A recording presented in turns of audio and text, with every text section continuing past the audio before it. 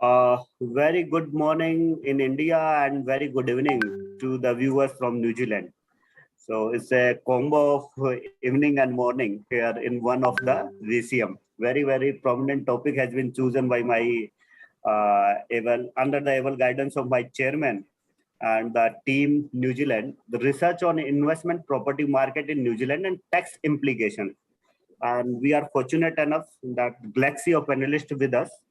To start with my own chairman, Anuj Goyalji, chairman of the research committee as well as the financial market committee of the Institute of Chartered Accountants of India and six-term council member. We have the team New Zealand led by CA Raj Kapoorji, chairman of New Zealand. We have CA Shaloni ji, treasurer. We have London speaker with us, Dr. Ranjana Gupta ji from Auckland University and Nasir ji from National Sales Manager, Dual Group. We have Satish Prabhu ji and Prasad ji with us. We have Bimal Dalal ji, Secretary, Vice Chairman of New Zealand, Auckland chapter of ICI. And with these words, because galaxy of speaker is with us, so I would not take much time. I would request, we have the presence of Prabhat ji with us, the chairman of the Ranchi branch of CIC of ICI. So I welcome all the dignitaries on the panel. I would request CA Raj Kapoor ji, chairman New Zealand Auckland chapter of ICI, for his welcome address. Thank you, Amit ji. Good morning, good afternoon, and good evening to everyone. Honorable Chairman of Research Committee and Central Council Member C. Anuj Goyal ji, respected Vice Chairman of Research Committee and Central Council Member C. Umesh Sharma ji, who is not well, so he is not attending. Secretary of the Research Committee, C. Dr. Amit Agrawal ji, esteemed Speaker of today, Mr. Nasir Andrai, National Sales Manager, Dual Group, New Zealand, and our very learned speaker, Dr. Ranjana Gupta, Senior Lecturer, Auckland University of Technology, New Zealand, and all the members from the globe attending this CPA events. I welcome you all on behalf of the Institute of Chartered Accountants of India, as well as the New Zealand chapter of ICAI. The topic of today's research on investment in the property market in New Zealand and its tax implication, which is currently an interesting topic in the global investment market. The property market throughout the world is uncertain and fast changing due to impact of COVID, other restrictions, and inflation. Somewhere it is an opportunity and somewhere it is a threat. It is very important to understand this market and search the best way to identify opportunities to investment and grow. In the past 1 year, lot of changes are made in the tax provision in New Zealand, which are directly related to investment in property market. And today we have an opportunity to have with us Dr. Ranjana Gupta, who will help us to understand and these provision and changes. Today, we will understand the NZ property market and opportunity to invest in that market.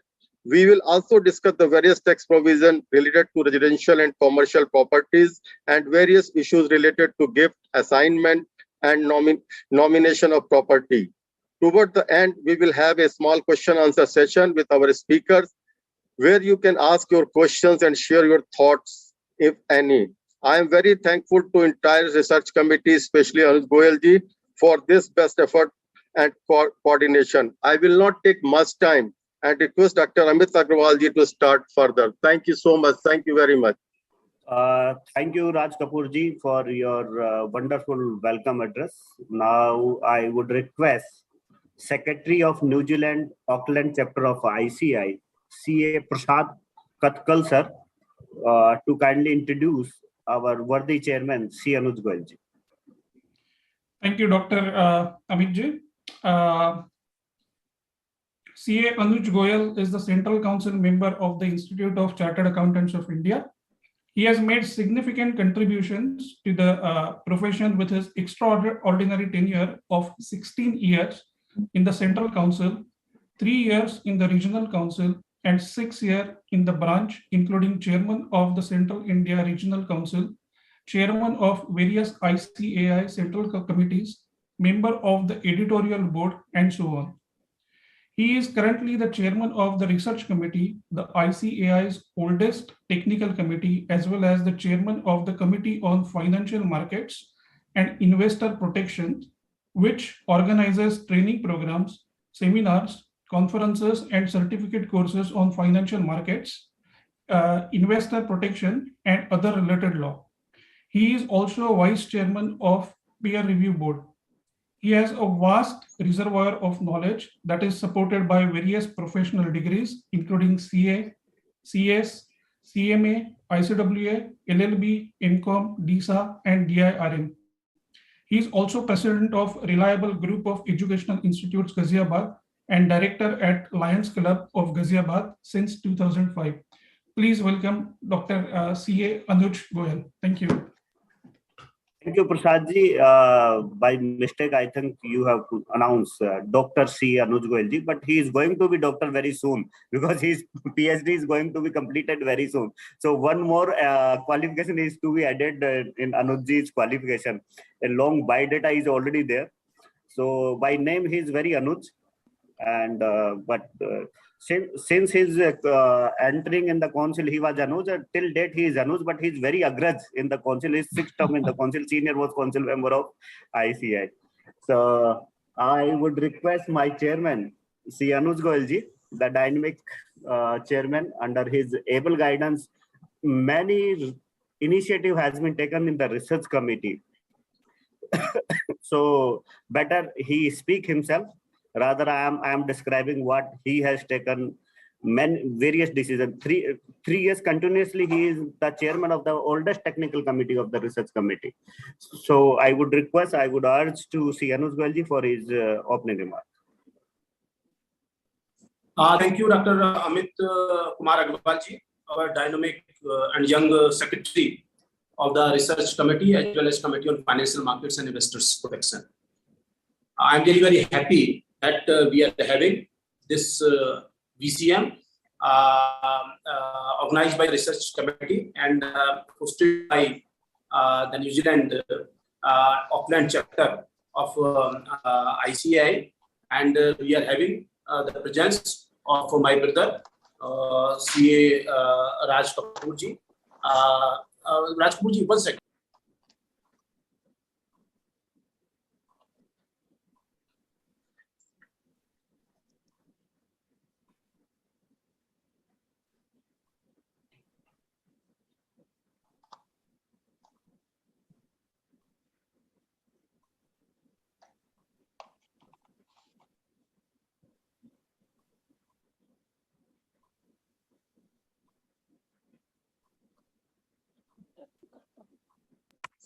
Yeah, sorry. President was on the line. So I'm very, very happy that we are having this very, very important VCM. And New Zealand is a very, very important country in which the members of the Institute of Chartered Accountants of India are contributing in a great way. We are, of course, having the presence of very prominent dignitaries. We are having our honorable guest speaker, Nasir ji, National Sales Manager, Dual Group. We are having Bimal Dalal ji, Chairman, New Zealand Foreign Chapter of ICI, Vice Chairman, CA Prasad Katkul ji, who is, of course, the Secretary of New Zealand Foreign Chapter, and CA Saloni ji, Treasurer and New Zealand Chapter. And we are having Ranjana Gupta ji, our very, very prominent resource person, who is the senior lecturer, Auckland University of Technology, who is going to speak on tax implications on various real estate transactions. And I think the members of the Institute of Chartered Accountants of India from each and every part of the world are amongst all of us in 4 figures, in thousands. So very, very good morning to all of you, the Chartered Accountants who are in India, and very good evening, the Chartered Accountants who are in New Zealand. And so I welcome all of you in this very, very important VCM on this very, very important topic for the profession. research on investment property market in New Zealand and tax implications. We are having very good numbers of chartered accountants in New Zealand, and they are contributing in a great way for the development of the economy of New Zealand. And the property market of the New Zealand is very, very important. Even the investors from each and every part of the world are there in the property market. So, so the tax implications are very, very important to discuss, because the chartered accountants there are contributing in a great way as far as the taxation of real estate is concerned. And friends, as you must be very well aware, that our research committee is trying its level best to see that how we can really do something very, very concrete, not only for the cause of the profession, but also for the cause of the nation. We are having the presence of the chairman of Ranchi branch. We are having 2 days national conference here in the capital city of Jharkhand, Ranchi, CA Prabhat Kumarji, and our immediate past chairman of Dhanbad branch, Pratik Ganeriwalji, is also amongst all of us. The Honorable Governor of Jharkhand is just joining our national conference very soon. So I'm really fortunate that I am amongst all of you. And friends, the research committee this last 2-3 years is trying its level best to see that how we can really come on world's map, and how we can be the leader in the as far as the research is concerned. And for the first time in the history of the accounting profession, the Institute of Chartered Accountants of India has launched the International Research Award. And in this International Research Award, the members from researchers from each and every part of the world have participated in the first International Research Award, also in the second International Research Award also. And this year, we are going to have this ICI International Research Award in a far bigger scale. And in the very first year, we got more than 100 nominations as far as ICI International Research Awards are concerned. And the very first year also and second year also, the chairman of the jury was none other than the IFAC president of International Federation of Accountants. So we can understand how important this ICI International Research Awards are. So I will request all our honorable leaders of the profession from New Zealand to see, and all the members who are the part of this VCM, that how we can popularize ICI International Research Award in each and every part of the world, and how we can get the maximum number of nominations. Then we introduce ICI Research Project Scheme to see that how the young researchers can really do something concrete, not only for the profession, but also for the nation. We are reimbursing up to 10 lakhs of rupees per research project to the chartered accountants, and to those who may not be chartered accountants, but are having very good knowledge of the research, and on the topics which are very, very important, not only for the profession, but also for the nation. We are trying our level best to see that how we can really prove ourselves the real partner in nation building. We have submitted the findings of the various research projects to the various government departments, state governments, and the central government. And you must be aware that recently one agreement has taken place between India and Australia about the supply chain. And you will be very happy to know that last year only we had the research project on the supply chain in Australia by our own chartered accountant, who is a part of the Deccan University, Achinto Rai-ji, and we handed it over to our own CA Piyush Goyal-ji, who is the Commerce Minister, and ultimately which helped or which may resulted this agreement between India and Australia. I compliment Dr. Amit Agrawal-ji for being very, very active. And I think this is the need of that how the members of the Institute of Chartered Accountants of India can understand their capacity, that they can really do something very, very concrete, not only for themselves, but also for the society, and in turn for the nation. And the members who are there in other parts of the world also are trying their level best to help out the Institute of Chartered Accountants of India. And friends, you will be very happy to know that 2 of our researchers have declined even to accept the reimbursement of expenses under the research project scheme. That is the commitment, dedication, and devotion for the alma mater for the Institute of Chartered Accountants of India. And in addition to that, we have come out with the ICI doctoral scholarship scheme, in which we are trying our level best to see that how the young chartered accountants, young researchers who are pursuing PhD on full-time basis can be handled it, and we will pay an honorarium of 50,000 rupees per month the eligible researchers who are doing the PhD on full-time basis. So we are trying our level best to see that how the research can be on the forefront. The research committee, which is the oldest technical committee of the Institute of Chartered Accountants of India, which came into existence in 1955. And I think the development of the profession only will take place when the research will be at the forefront, because development comes after research. Research and development. Research is very, very important for any organization, particularly for any educational institute, and more particularly for the statutory body like the Institute of Chartered Accountants of India, which is producing the best accounting professionals, not only in India, but across the world.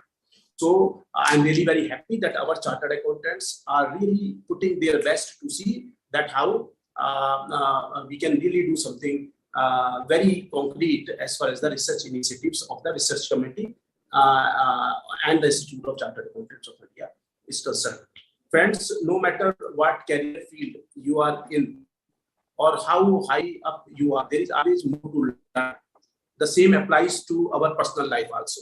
No matter how many experience you have or how diverse your social circle is, there are things you don't know. Research unlocks the unknowns, lets you explore the world from different perspectives, and fuels a deeper understanding. In some areas, research is an essential part of success. In others, it may not be necessary, but it has many benefits. Some evidence has suggested that people who take part in research have better growth outcomes, no matter what response they receive. Even if the research you take part in is unsuccessful, many people feel that they receive better experience while the research is running. So I'm quite confident that our members of the Institute of Chartered Accountants of India, and particularly the senior one, because they are having the experience, and experience matters as far as the research activity is concerned.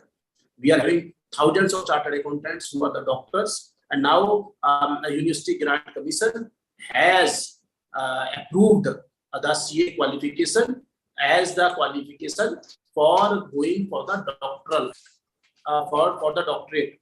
Earlier it was compulsory that you are supposed to be a Master of Commerce, but now, masters, whether it is Master of Commerce or Master of Science or Master of Arts, but now if you are a chartered accountant after 10+2 you have done CA, now each and every university is supposed to enroll a chartered accountant for the PhD program. This is a decision of the notification of the University Grant Commission. So friends, it is rightly said, being involved in research is empowering as you are taking an active role in your own growth. Friends, today we will be discussing about research on investment property market in New Zealand and tax implications. If you are a New Zealander, you are bound to have an opinion on the property market. The benefit to owning a property is the ability to build home equity by paying down your mortgage. The home equity you establish can not only increase your net worth, but can also be used to purchase additional rental properties in the future.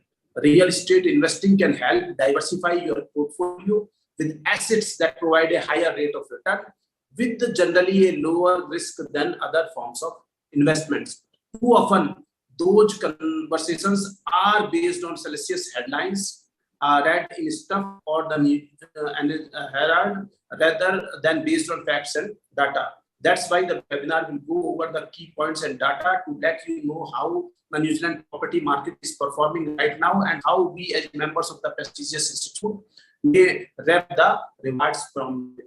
Now, without taking further time, I would like to welcome Saloni ji, the treasurer of the New Zealand Auckland sector of ICI, for her words of wisdom, and also request her to introduce our learned speaker of the first session, Nasir ji, who is the National Sales Manager, Dual Group, to enlighten our knowledge with his rich experience and knowledge about the property market in New Zealand. And later, Dr. Ranjana Gupta ji, Senior Lecturer, Auckland University of Technology, our another very experienced and learned speaker of the second session, who will be deliberating about the tax implications on various real estate transactions. I believe that these sessions will be very fruitful and productive for all the participants. And I'm really grateful, I'm really indebted to CA Raj Kapoor sir, who is the chairman of the New Zealand Auckland chapter, and Dr. Amit Agrawal ji, the dynamic secretary of the research committee, who are putting their level best to see that how we can really do something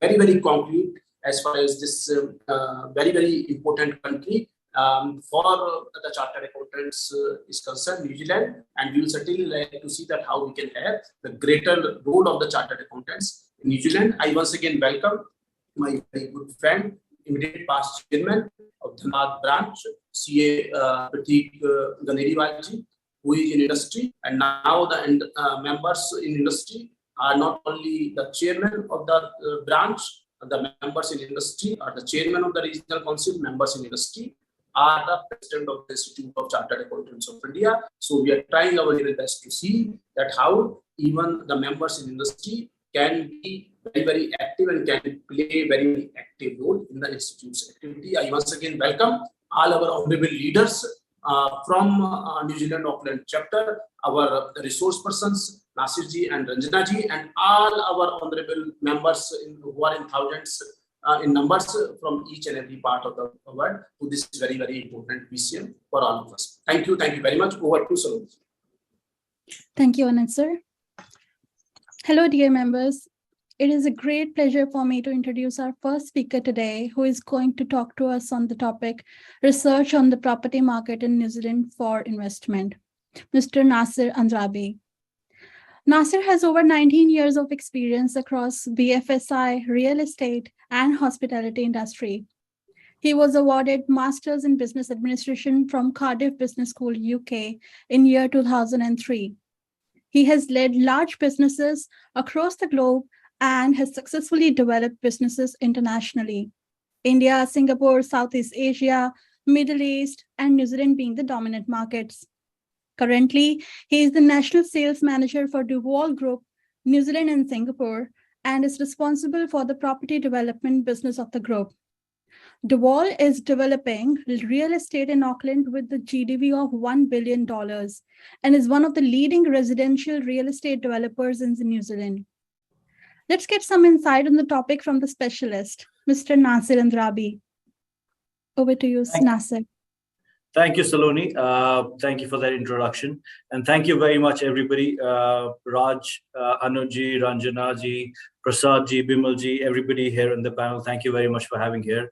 All of you, such qualified people. I guess I'm the most unqualified person here, not having any PhD, not having any chartered accountancy yet, still trying to learn a lot in my life. So I definitely, in my 20 minutes that I've been hearing you from Dr. Amit, from CA Anuji, these are really pearls of wisdom. I really appreciate you having me here. I hope that whatever I have learned a little bit about real estate so far in my life, I should be able to tell you guys a bit about what New Zealand real estate is all about and how you or your respective clients can benefit from investing in New Zealand. Now, I can go about it. Real estate is something that I have been doing since I was a very little boy, early 20s when I went to England. I studied there and I started investing in real estate myself when I was working part-time. And I fell in love with it, precisely taking it on from where Anuji said that it is one asset class where you have decent returns with lower risk compared to other investment vehicles. So that kind of stuck to me. My first property in London that I bought way back in 2002, I thought that I'll sell it and buy a very beautiful car next year, make some money on it. And it happened so that I never sold that property and I still own that property. And I believe that, keep buying properties. It definitely helps you. One thing that I would like to start before I start my formal presentation, my grandmother was an avid investor as well. She died at the age of 96. And she told me her pearls of wisdom that you should buy property wherever there are no roads. So that stuck to me. She always said, wherever you go in the world, try to look for areas where there are no roads. You should go on a cycle. You should walk to that place. And if you can get there on a bicycle or on a cycle, that is your investment time horizon, which kind of, as a young boy, I could not understand, but I now relate quite a bit to that. So having said that, I'll share my screen with you guys and run you through a bit. I've been given a time of about 40 minutes. I don't know if I'll need that much time or not, but we'll start and we'll see how that goes. You guys see this on your screen? Perfect. Yes. Awesome, thank you. So our topic for today is research on investment property in New Zealand. So before we go on to research, I feel we all should pause for a second and think that what's happening in the world right now. There is so much happening, especially last 3 years with pandemic coming. We all have lived recessions. We all have lived world wars. We all have lived so many atrocities across the world. But something that COVID brought to this world was nobody had ever seen that. We had only read about the pandemics in the past, plagues, but we never thought that what COVID would do to the world. And that has pretty much taken world apart, where the entire world was going into globalization. Suddenly the world globalization became a pain for everybody, for countries, for businesses, and everybody started thinking local. So the global world, if you go to business schools, Ranjanaji would add to that maybe later. When you go to business schools, the first thing they teach you is you got to be global. You got to do global businesses. That's where you'll make money. That's where you'll make assets. But suddenly it was taken away and the world started evolving in a different way. So the way world would evolve maybe a decade back, today that has changed thanks to technology, thanks to many other things. The world changes very rapidly. Whatever happens today, let's say this morning something happens in America, we would have that news in less than a second. Everything is at your fingertips. Whereas in previous stages, when the Great Depression happened, if you would buy a stock, to actually buy in NASDAQ, you would not know for 40 days if you would get an allocation of that stock in a particular company. The stock would go from India, it would go from ship to London, from there go to Bruges, from Bruges go to Chicago, and then head to New Zealand. By the time the share certificate came to you, it would be 42 working days, which was unbelievable. So the world has been evolving faster than ever before. And that brings us to a topic that how is this evolving of world changing real estate? Now that brings us to our key topic, which is New Zealand. Now, for all of you, especially all you esteemed people right here today, just wanted to give you a bit of summary on. I would not run through all of these slides and go word by word. I'll leave that for you to read, but I'll run you through that from what my understanding of market is. Now, New Zealand, if you look at an overall market, it's in a snapshot, it's a great place for investment. And while we say that, it's a very easy sentence to say, why do we see that? We are a country that's teaming up with innovative and groundbreaking opportunities. We have simple and compelling tax structure. We are ranked the easiest place in the world to do business. You can literally start your business within a couple of hours. And our economy is based on stability and agility, which many economies are not. Many economies would either lack in agility or they would not be stable. There'll be political instability, there would be economic uncertainty, or if you have all the stabilities related to your economies, your industries, it will not be agile. So a very, very successful and powerful combination of stability and ability is what New Zealand brings to you. In terms of market, our market is divided into 4 or 5 different asset classes in real estate, predominantly commercial, residential, warehousing, farms, retail, and state housing. Now, if I talk very briefly about these, commercial real estate, as you all would understand, that would precisely mean something like offices in different shapes and sizes, single floors, suites, or in larger buildings to entire floors. Everything that would fall under the parameters of running a business, running a transaction, that would be categorized as commercial. Light industrial units, warehouses, showrooms from small 200 square meters to 3,000 plus square meters would be categorized as commercial. Heavy industrial premises, which would be manufacturing units. Retail premises, usually which could be sole proprietors, which could be very small offices that come to the market, is also commercial real estate.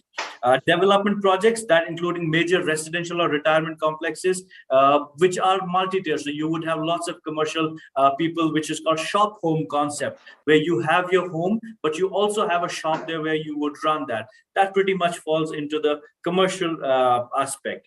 Just going back to this slide, over the last couple of years, New Zealand market has been really dynamic. So with the COVID coming in, what happened is what Jacinda, our Prime Minister, did, we just snapped out the country from the rest of the world. So nobody could leave the country. You could leave, but you could not possibly come back, and nobody could enter the country. So what happened there is everything was in-house, inbred, in growth. So the median house prices for the months, for the years, they kept changing. So over the last 3 years, we have had some phenomenal return. Some places up to about 114% return, which was unheard of. Now, you might say, as an outsider, people who don't live in New Zealand, they might find that this is, because of the market, everything has been influxed and everything has been boomed, and it will fall and it will crash, which does happen because anything that goes up so rapidly, it does come down as well. But what happened in that case is, just to give you an overview, in New Zealand, there are a couple of very important aspects which we need to know.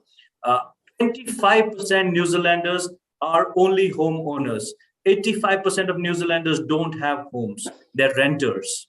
Okay, so which means out of a population of approximately 5 million people, only 30,000 people actually have one or more than one property.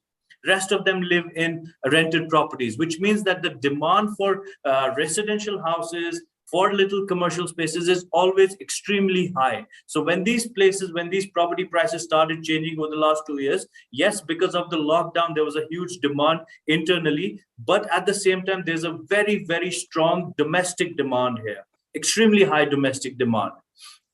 So coming to the residential sector, so commercial sector, again, like I said, as a country, we've got some free trades with Australia, we've got free trades with Singapore, which also gives us big commercial hubs, which propagates commercial and large factories into the country. In terms of residential, we've got single family houses where people buy landed, jisko bangla kaha jata hai Hindustan mein. Multi-unit properties, which is apartments where you can have units or you have multi-level buildings. Condominiums, which would be high-level apartments. We don't have a lot of high-level apartments in New Zealand, but yes, in city and in a couple of other little towns, we do have a couple of large condominiums.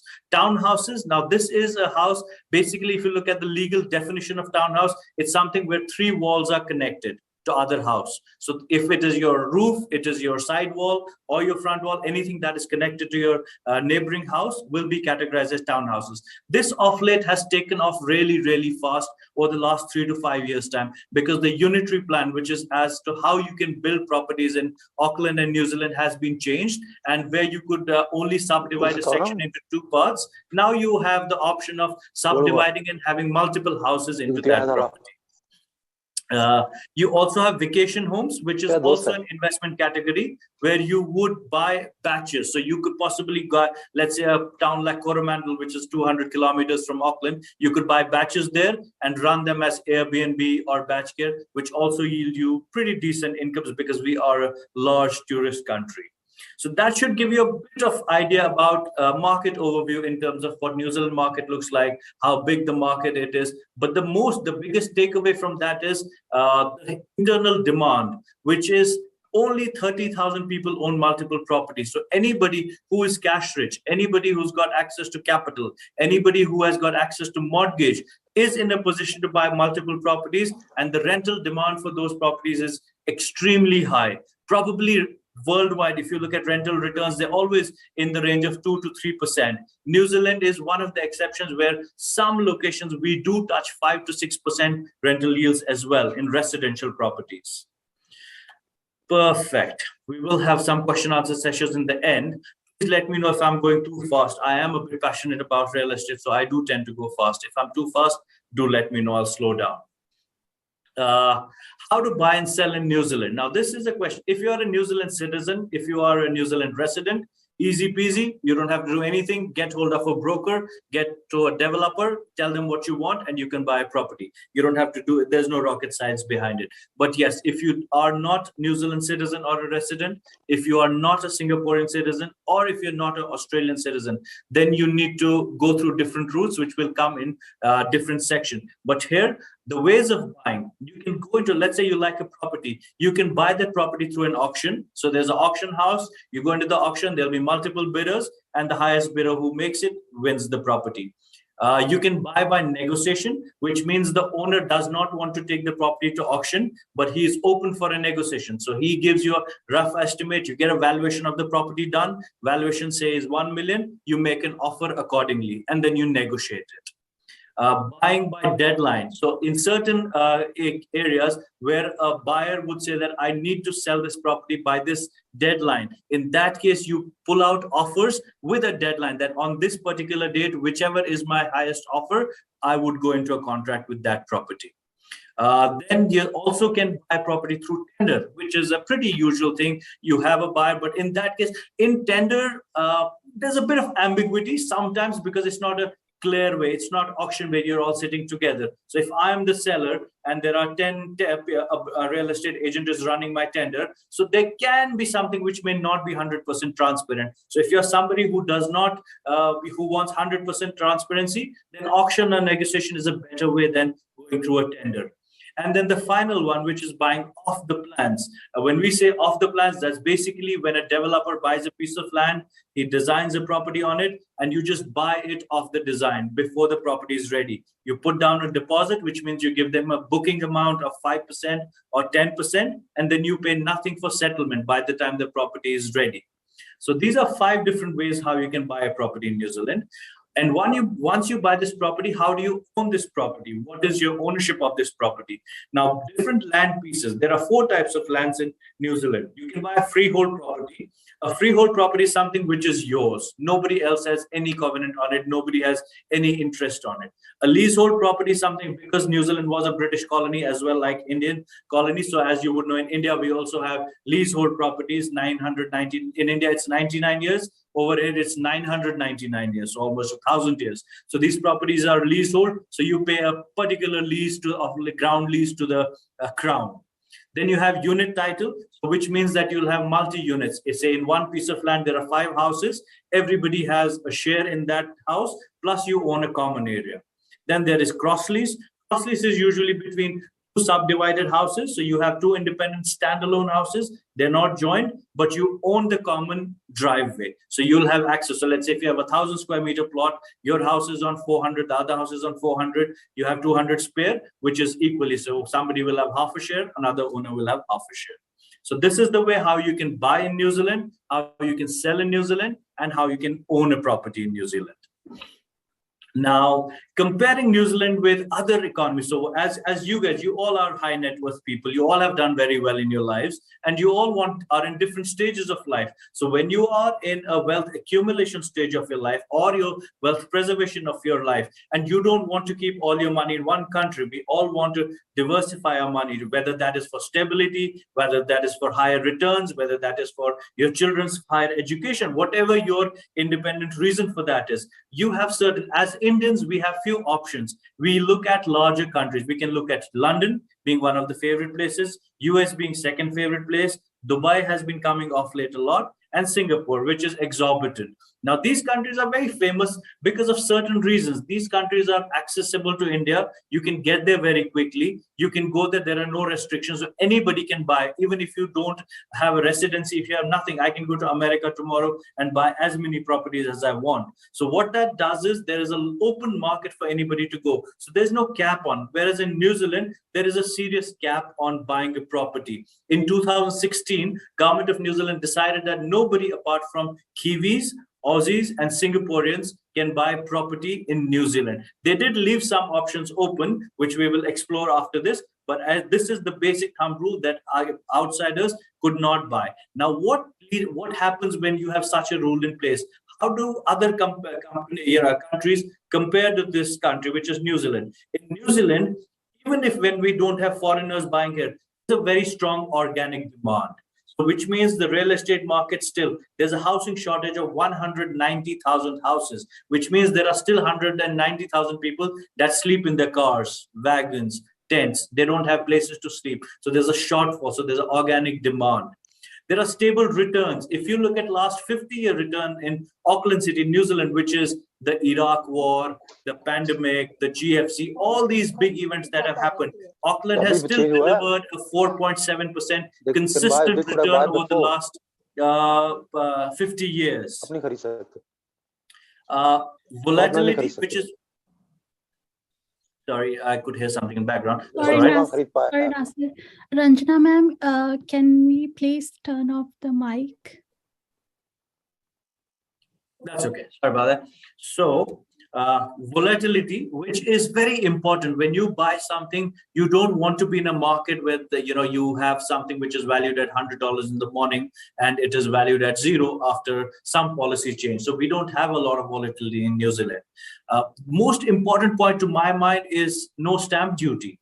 Wherever you go, whether you buy property in India, Singapore, London, America, or even Dubai, which is run by Islamic laws, but they still have a DLD fee of 2% that you pay to the development Dubai Land Board. In New Zealand, we have no stamp duty. So which means if you're buying something for $1 million, you don't pay anything to the government, which is huge. You straight away save that at least 4 to 5% stamp duty over any other country. Capital gain tax, which I would say Ranjana ji is better qualified than me. I'm not a tax consultant, but I feel that New Zealand leads all the way because of late what we have done is we've changed a couple of taxation laws with regards to interest deductibility on new bills and also bright line testing, wherein once you sell a property, a new build property after certain years, you don't pay a capital gains tax on it, which is wonderful. For new builds, to reduce the speculation, they have increased the time frame. So they don't want more speculators. They want more long-term investors. And for short-term trading, if you want to speculate, then you go into new build properties where you can sell it sooner and still not pay a capital gains tax. That leads us to a very important question. So for anybody who's listening to this, why should you buy in New Zealand? Why not any other country that we were discussing? To my mind, there are many points, but these are certain points that I feel that everybody should keep in mind before buying an international property. Safe and secure. New Zealand, for the last 3 years, has got the best livability scale in the world, which is the city of Auckland and Wellington. We have the lowest crime rates in the world. We are absolutely secure, which means if you lose your mobile phone somewhere, you pretty much somebody will ring you back and deliver your phone back to you. For women of this country, absolutely safe. You can walk at 3 in the morning anywhere and you will reach home without any problems. So safety and security, not only in your social structure, but also in your investments. Your investments, when you buy something, you go through a lawyer. A lawyer does a due diligence on your property. So very unlikely that you will run into a dispute because of that investment. So yes, we are a very safe and secure country. Accommodation crisis. Like I said, we have a serious accommodation crisis here. New Zealand needs 190,000 houses today. And you know how many new houses we build currently? Every year, we are one of the largest developers and we build about 500 every year, being one of the largest. We need to build 14,000 houses. We build 14,000 houses as a country together every year. And our shortfall is 190 houses, 190,000, which means that we need another 10 to 12 years to fulfill that demand. that is an opportunity, because anybody who has money can go into buying those properties, both those accommodations, whether those are old properties or brand new properties. Internationally recognized. We definitely are not a country in one of the Pacific Islands, in God's forsaken countries, somewhere in Africa or anywhere. We are a country that most of the citizens of the world, both sides, east and west, would respect and would want to live in or to invest in.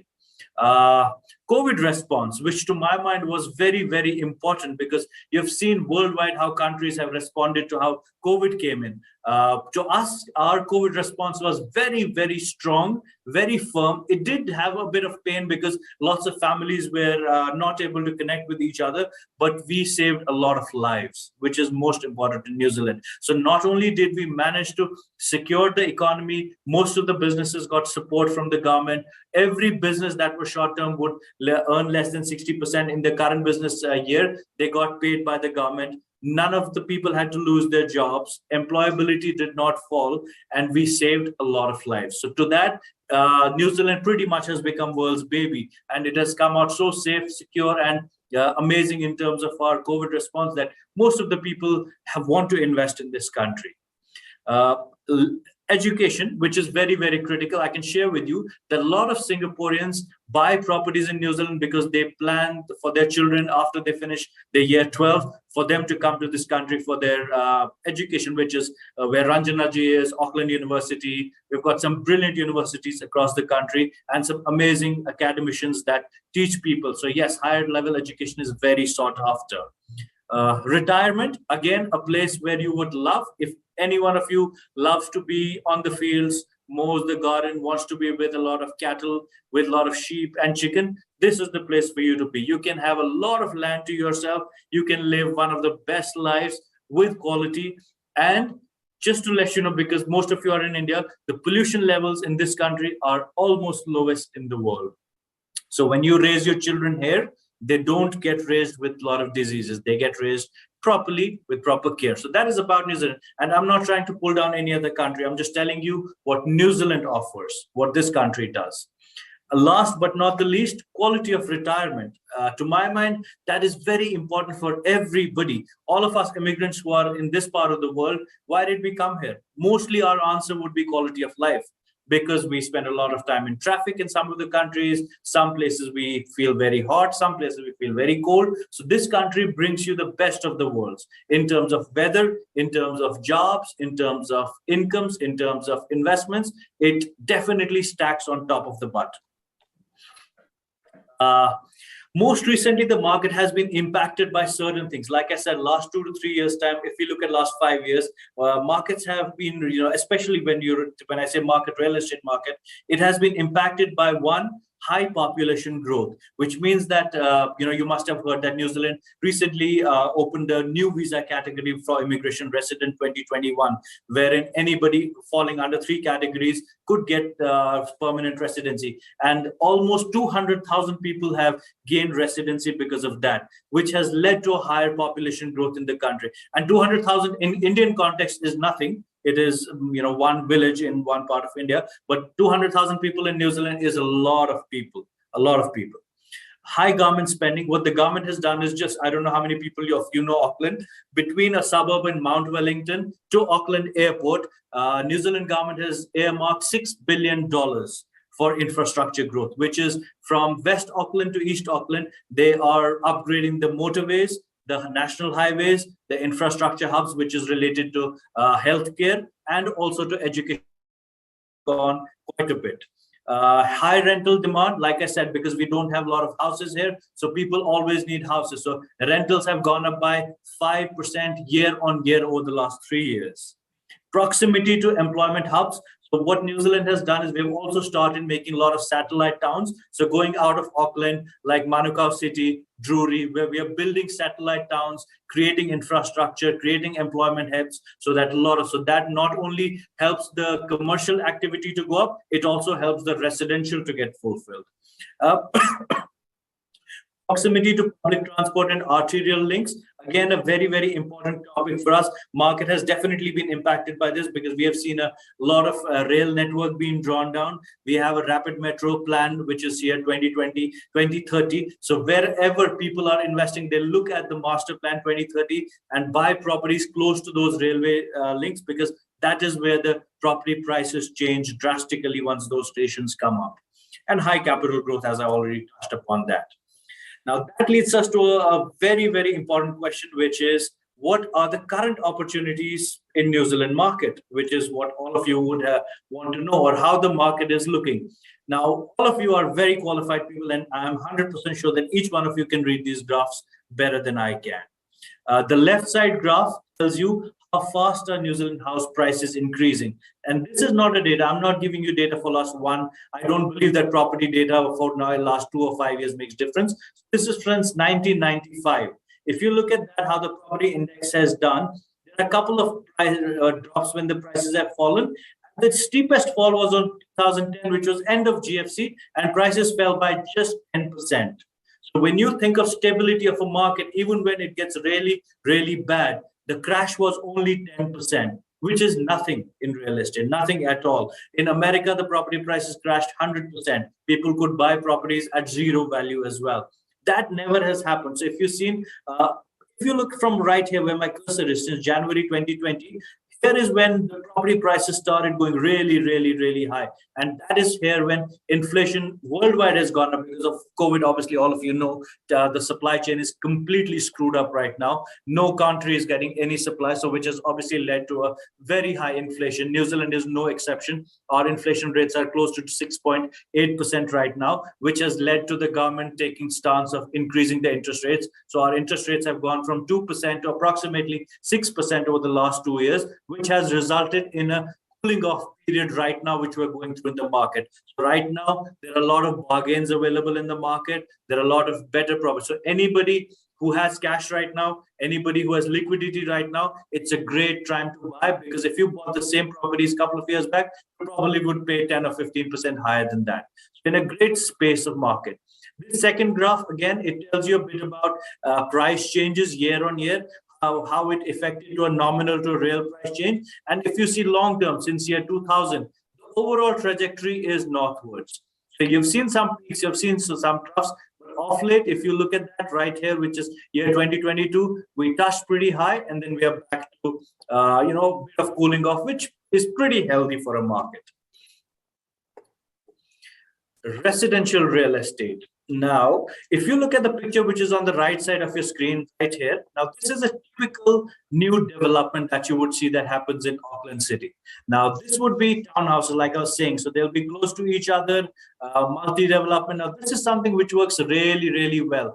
Raj sir, sorry, I'll take your name there. Raj sir is one of the people who bought into one of some of these properties in the year 2020, mid of 2020, and he would have paid approximately $650,000 for one of the houses like this.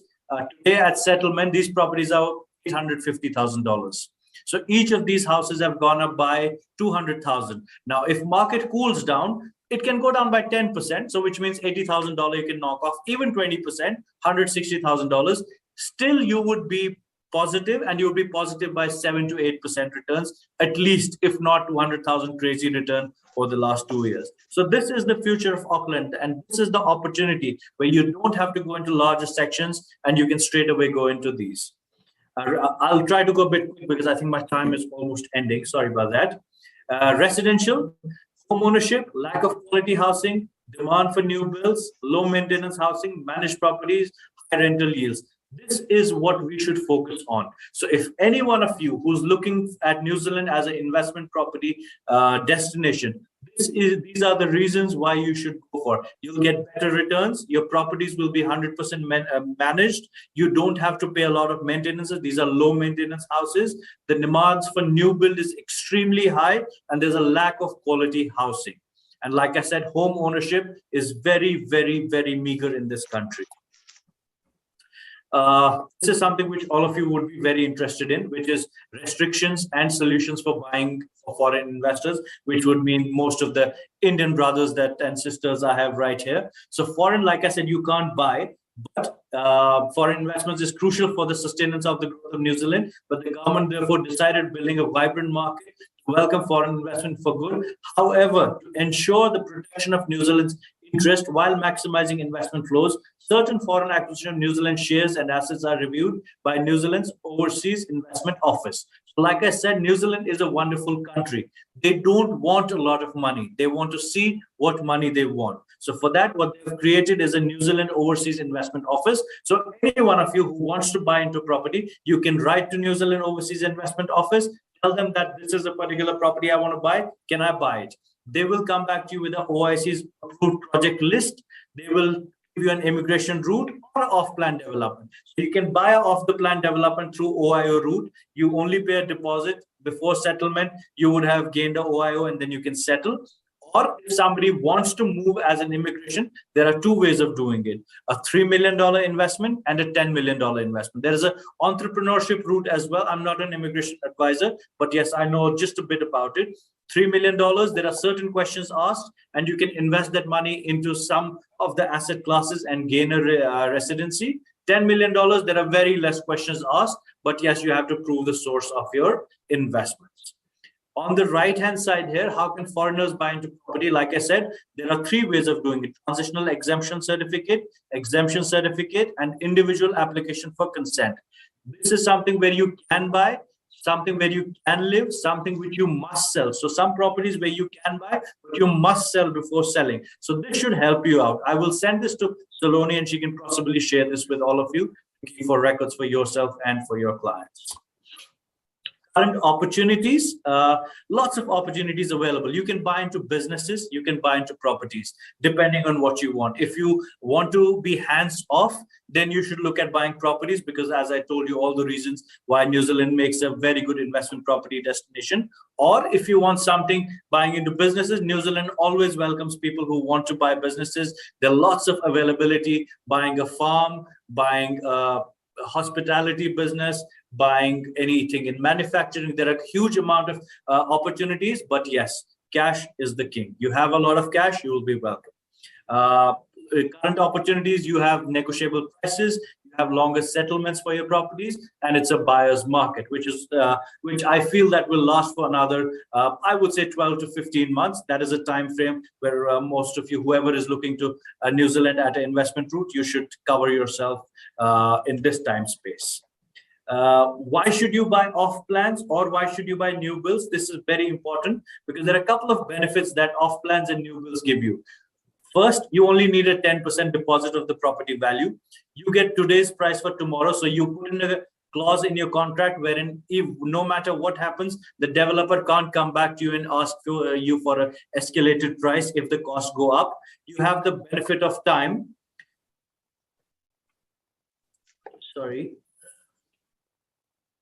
You have the benefit of time. You have new builds exemption, like I mentioned to you, the bright line testing. And you also can pick the bunch. So if you go to a developer that has launched a new project, you can actually look for a good unit, which can be a corner unit, which can be with a bit of bigger lot size. So you can actually get a good bargain, and exceptions for new builds, as I mentioned. These are a couple of new builds that you would look at. They are typically 2-bedroom, 3-bedroom townhouses, bedrooms and bathrooms on the first level. Ground floor has living room, dining room, kitchen, a backyard, and a car park.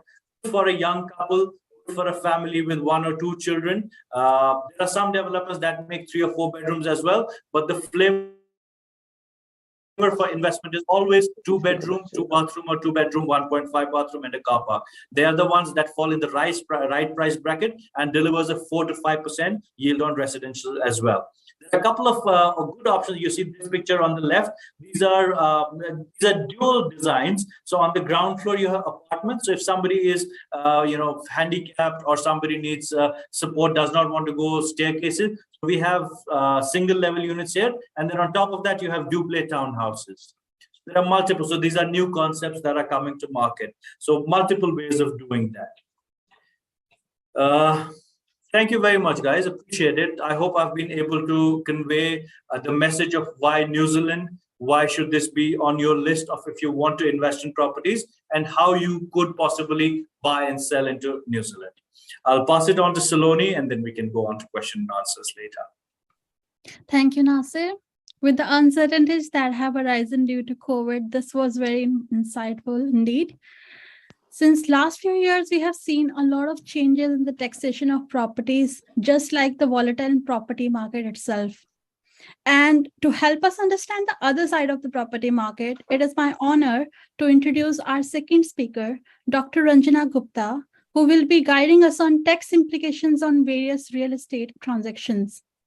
Ranjana ji's experience in academia spans over 3 decades, and it includes research and tax consulting, besides teaching on various aspects of tax laws, policies, and accounting papers.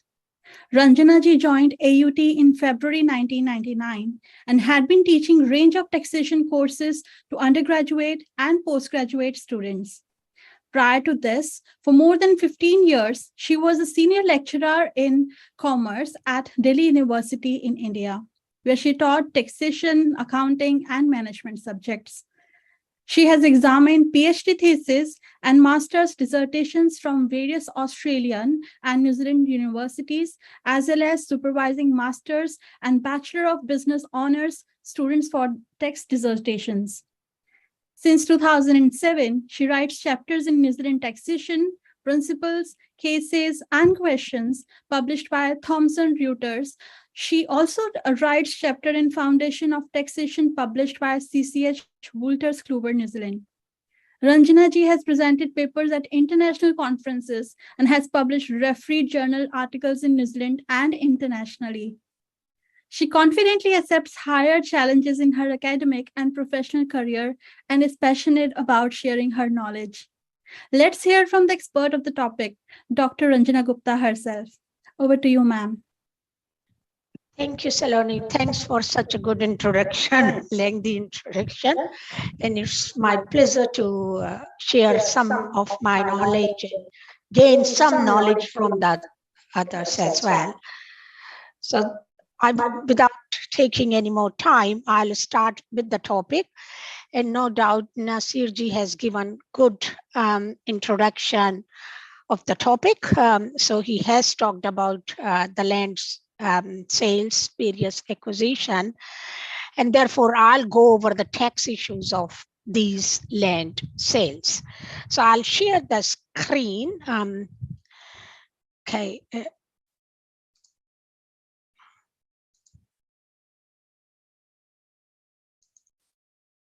I hope people can see the screen.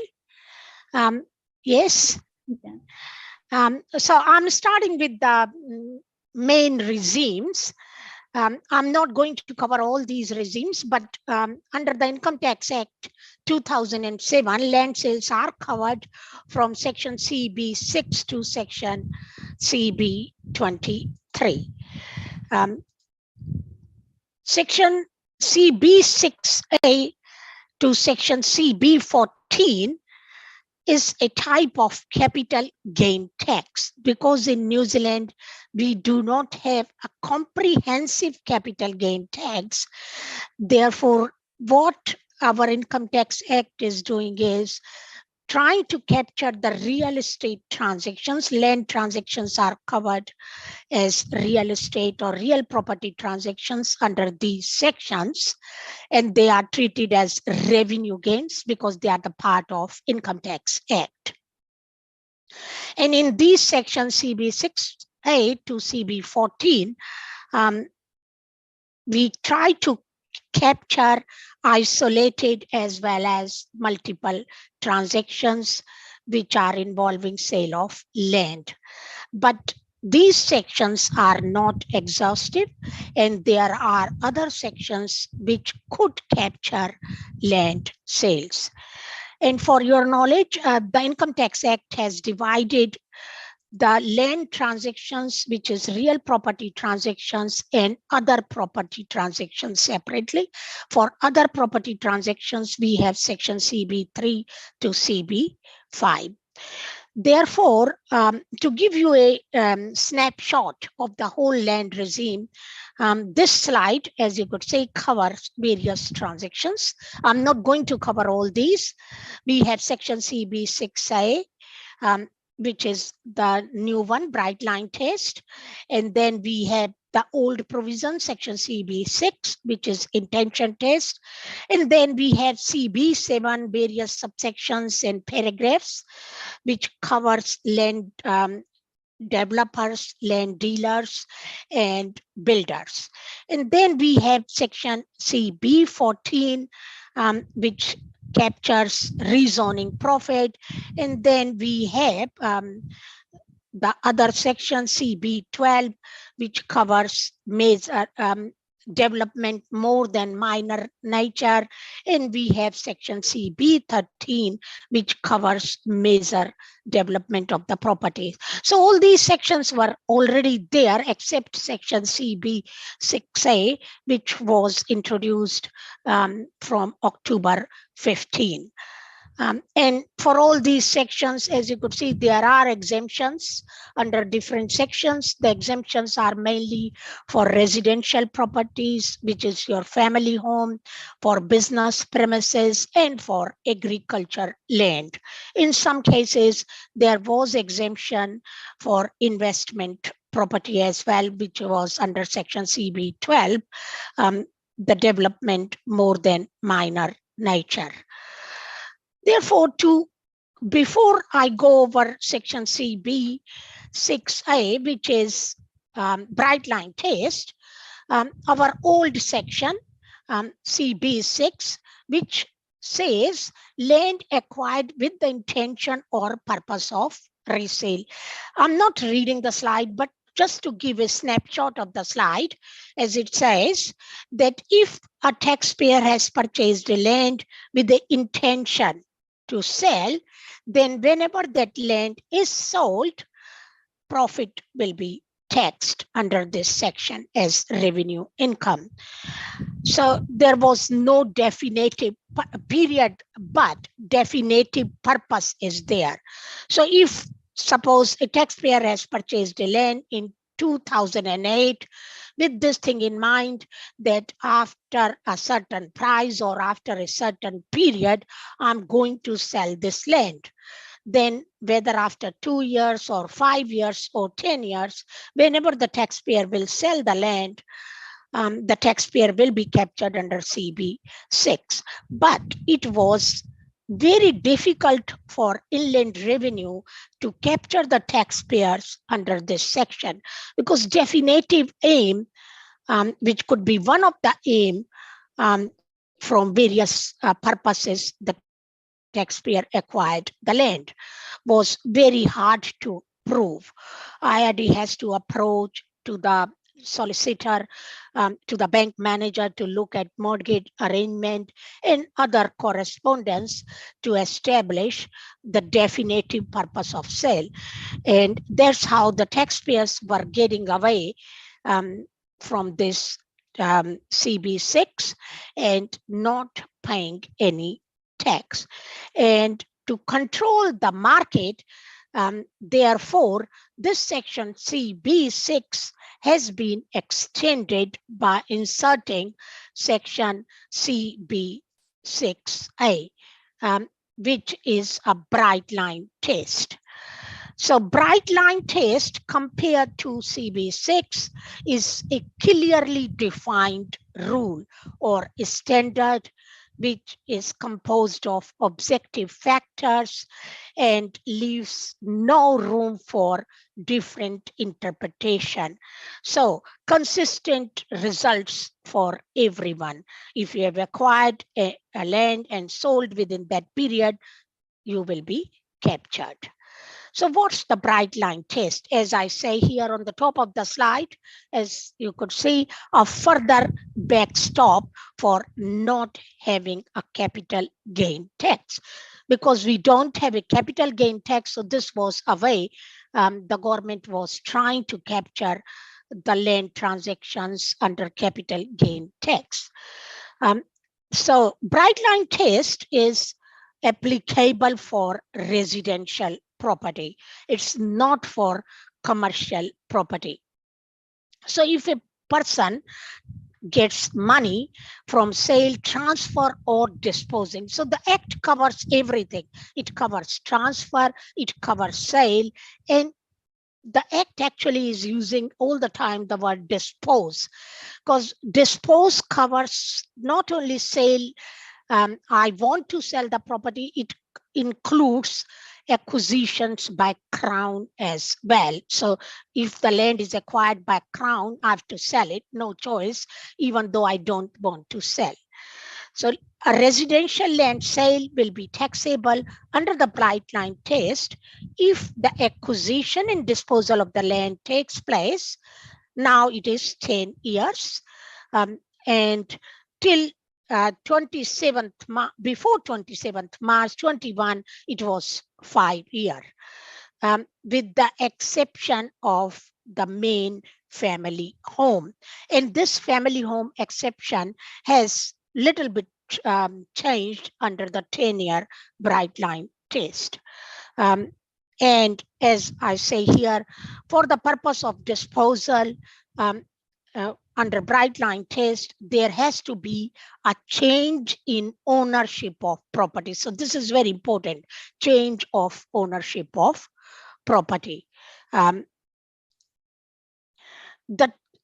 The bright line test actually started with 2-year bright line from October 15, but 2-year period was very short. Therefore, from 29th March 18, it was extended to 5 year, and even 5 year was not long enough. And that is why from 27 March 21, it has been extended to 10 year. And I think 10-year period is good. And it was predicted in the beginning 10 year. The reason being all land provisions under the Income Tax Act are 10-year rule. So now it matches with other provisions. The first question which arises in someone's mind is, what is residential land?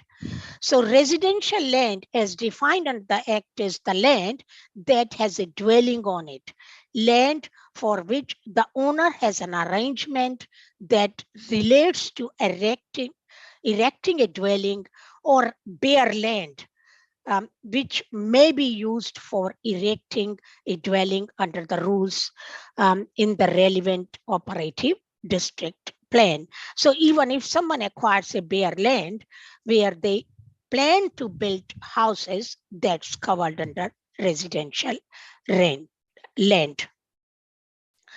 The 5 or 10-year period for bright line test runs from the date of acquisition to the bright line.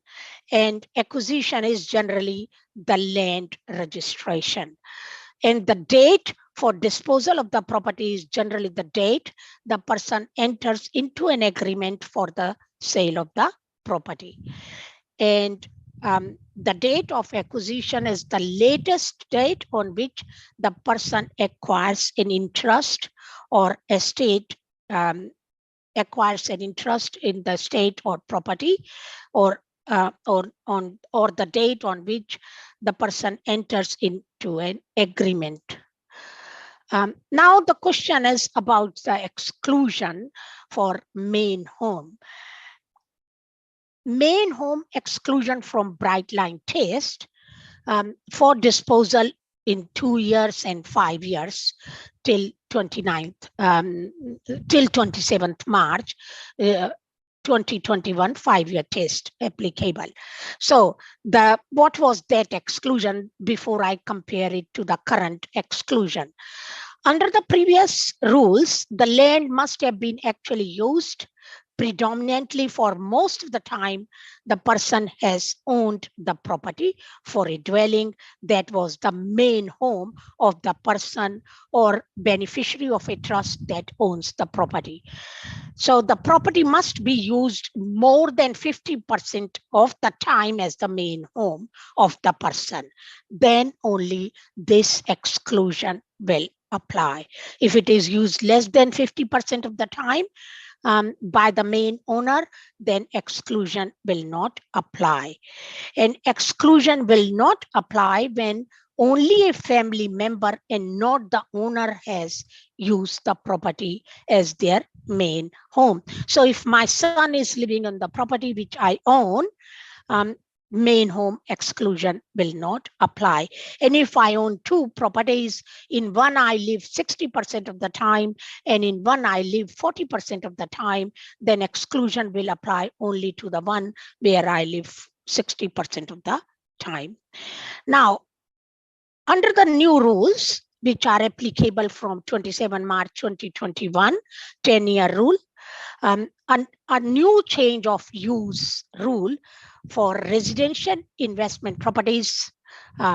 This new rule will result in periods of use that were not the main home being taxable.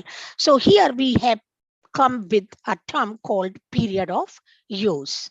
For example, if residential property was used as a main home for 6 out of 10 years, then 25% of the gain on sale in year 8 will be taxable. So I own the property for 8 years. So after 8 years, whatever profit is made, that means 6 years I've lived. That means 75% gain is not taxed, but 1/4 of the period I've not lived. So 25% will be taxed. And this rule applies to both existing houses and new builds. I've got an example here to explain this main home exclusion rule, because this is important to understand. Jim acquired a new build on 27 March 21 for $650. He lives in the house for 3 years before moving overseas, at which point he rents the house. After 1.5 years away, he decides to sell the house because he thinks he's not going to come back. He sells his house on 28 September 2025 for $900. Will James be taxed on the profit? That's the first question. If not, why not? If so, yes, how much? And would it make a difference if he waited another year to sell the property? Now you could see, yes, he acquired a new build on 27 March 2021, from which date 10-year bright line is applicable. So he will be taxed on the profit. Now, how much? He has lived in the house for 3 years, and after 1.5 years away, he decides to sell. So he's selling on 28 September 2025. So he will be taxed. He will be caught under bright line. Now, for 3 years, he will not be taxed, but for if you count the days from 27 March, he acquires till 28 September, it is 1.5 years, he is away. So he will be taxed proportionately for that profit, but we do not consider half year. Therefore, what will happen? 900, he sold, 650, he paid, 548, 1.5 year of the total number of days, 4.5 year period. So that will be the profit he made, and proportionately he will be taxed on that amount. That's how the rule will work. And that's how the calculation will be done. And even if he would have lived few more days, it's not going to make much a difference. He won't get for the whole period the main home exclusion, which was applicable earlier under 5-year and 2-year test. Any questions so far? Or shall I move on? Now, okay, I'll move on. Now the question is, like, people who keep selling the properties continuously, we call them habitual sellers. A person will not be able to use the main home exclusion if they already used it 2 or more times in the previous 2 year preceding the date of sale, or they are engaged in regular pattern of buying and selling the property. So this 2 or more time rule actually was applicable also under 2-year and 5-year bright line. And this is not applicable under the 10-year bright line, but 5-year bright line period still goes on. That's why I'm covering that. Now the question is, in New Zealand, trust is something very common. And but in India, I know trusts are not very common. And in New Zealand, the number of trusts is more than the number of people in New Zealand. So the population is 5 million, but trusts are more than 5 million. So what happens when there is a change of trustee? Because a lot of properties are owned by trust and trustee manages them. And when there is a change in trustee, a new instrument is registered to reflect change of trustee because the name of the trustee will change.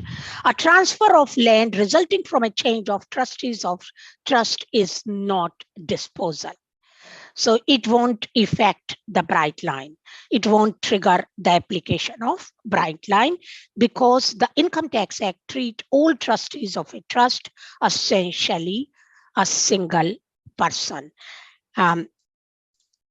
And main home exclusion from bright line test applies to a trustee who disposes the residential land that was the main home of the beneficiary of a trust. So if a beneficiary of a trust is living there and trustee disposes that land, then main home exclusion will apply and the same rules will apply that how long the beneficiary has lived in that property.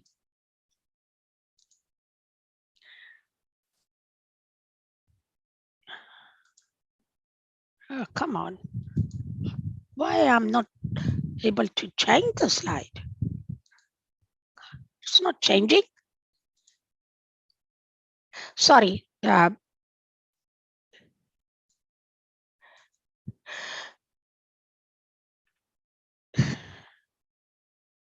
It's not changing. The next one is inheritance. When people inherit the property, what will happen? Will it be captured under bright line? No. When a person dies, their property may be sold or transferred from the executor or administrator to a beneficiary who may subsequently sell the properties. These transfers and disposals will not be subject to test under the bright line test, liability for deceased or the state. Similarly, disposals by beneficiary of residential land transferred to them on the death of the person are excluded from bright line. The reason is clear. Beneficiary has not purchased the land. It has been gifted to him or he got it derived from inheritance, and that's why it will not be taxed. Some people may think gifts are same as inheritance, but they are different. Inheritance is when a person has died and the property is transferred, whereas gifts are when a person is alive and he or she has gifted the property to someone else.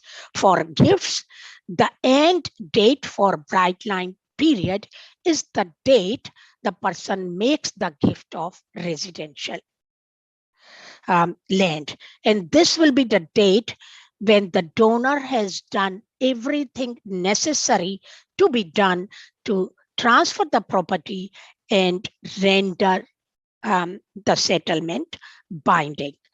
So here is an example for gifts. Husband and wife, because these were the questions asked for the gift. So I'm answering those questions. Husband and wife gifted their shareholding to their family trust. So for this question, the start date for bright line period is the date when husband and wife, who are the donor, acquired the land. And the end date is the date when the donee, the person to whom the land is transferred or acquired the title. So the next question is whether it will be treated as sale of properties by LTC company to the family trust. Before I answer the question, some of you may not be knowing who are from India what is LTC. LTC is a look-through company. It is very similar to partnership for tax purposes, transparent for tax purposes. The shareholders of LTC pay tax on their share of income from the company. Here, when whether it will be treated as sale of properties by LTC to the family trust. A transfer of land resulting from change of LTC to a trust is a disposal, very clearly, because earlier it was under the name of LTC, now it will be under the name of the trust. So it is a disposal and would trigger the application of bright line trust, because the trustee of a trust and LTC are not single person, they are separate. And the third question being asked is, if my answer is yes, then what would be the sale price and purchase price in this transaction? So yes, my answer is yes. Therefore, husband and wife will be subject to bright line test for the gift of the land, which is cost less market value. And market value is the sale price for LTC and purchase price for the trust. So whatever is the market value on that date, it will be husband and wife, the donor will be paying the tax, and in trust books, the land will be acquired at the price, which is the market price on that date. I hope I've answered all the three questions which were asked regarding the gift. So this is a gift by LTC trust, but even if I gift my property to my son, then the date I'm gifting my property to my son, on that date, whatever is the market value of the land, it will be deemed as sold by me to my son, and I will be captured under the bright line test for sale and have to pay tax.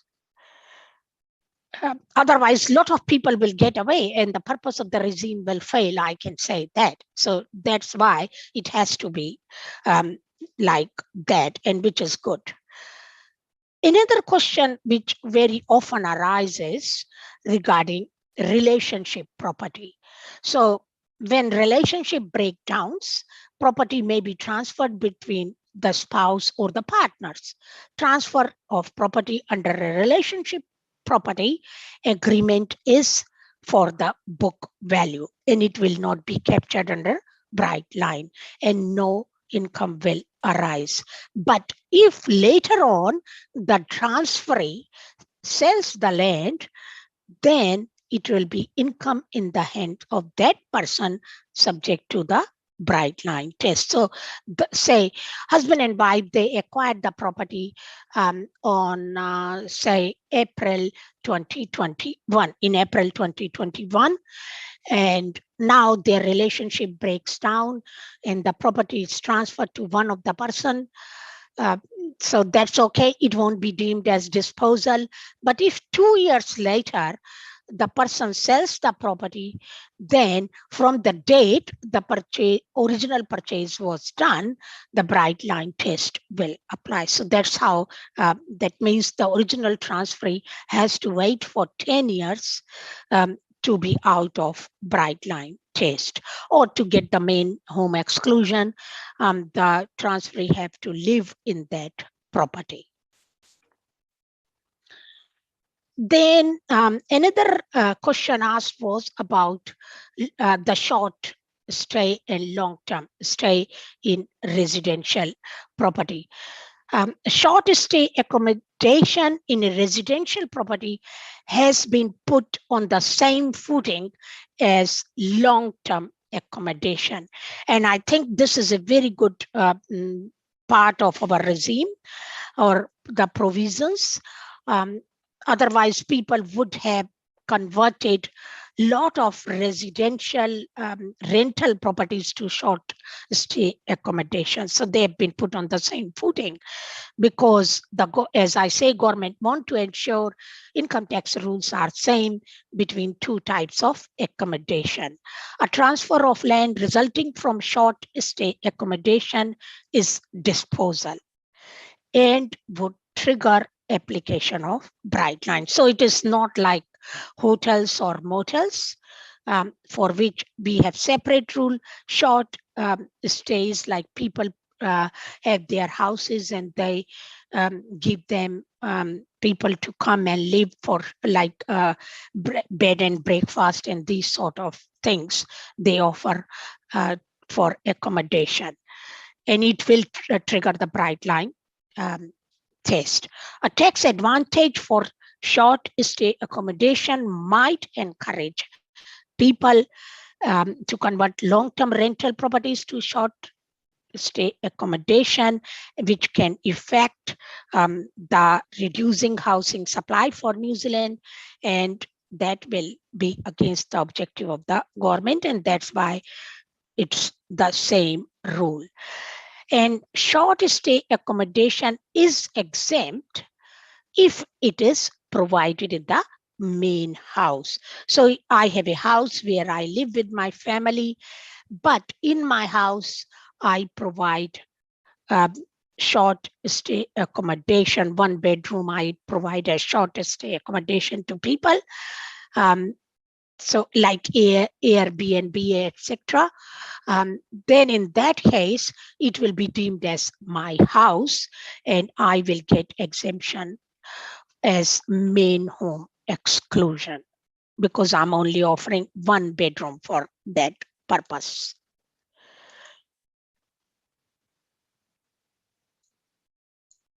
Then another question asked is off-plan sales to nominee purchaser. And that also happens very often. So to cover this, I have got an example here.